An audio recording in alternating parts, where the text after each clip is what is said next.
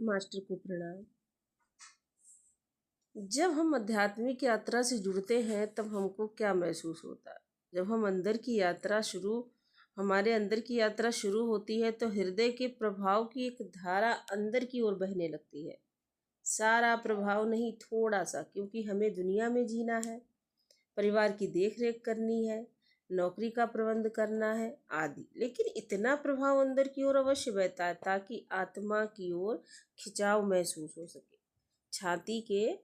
छाती के बाईं ओर जिधर भौतिक हृदय होता है, तरंगे दुनियावी जीवन जीने के लिए बाहर की ओर प्रभावित होती है। जब एक धारा अंदर की ओर मुड़ जाती है, ये छाती के दाहिनी ओर बहती है, जिस बिंदु को मानव संरचना में आत्मा चक्र या आत्मा बिंदु कहा जाता है। यह मानव का आध्यात्मिक हृदय है। इस आंतरिक गतिविधि का प्रेरक एक उच्च स्तरीय गुरु ही हो सकता है, जो यौगिक ऊर्जा का संप्रेषण इस उद्देश्य के लिए करता है।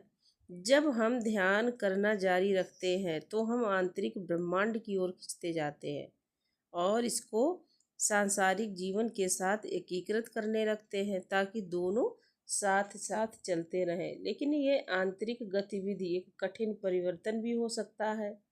यह एक आकाश गंगा से दूसरी आकाश गंगा तक जाने के समान है और जैसा कि किसी भी परिवर्तन में से होता है। मन शुरू में असहज महसूस करता है, विरोध करता है, बिल्कुल वैसे ही जैसे हम एक दूसरे के घर या एक दूसरे के शहर या दूसरे शहर या नौकरी से दूसरी नौकरी बदलने का पर महसूस करते हैं। स्थायित्व तो आने में कुछ समय लगता है। यही हमारी चेतना के विकास की पहली रुकावट है। अगर हम इस बाधा को पार कर लेते हैं तो समझो हमने पहली बाजी जीत ली। अब हम मानव चेतना की एक भिन्न प्रकार के क्षेत्र में प्रवेश करते हैं, जो कि आत्मा बिंदु की असीम शांति और स्थिरता की अनुभूति देता है।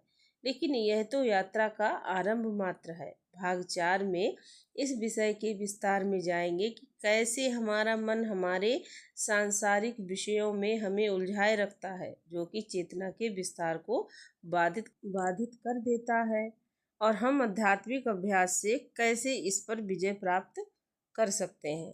धन्यवाद।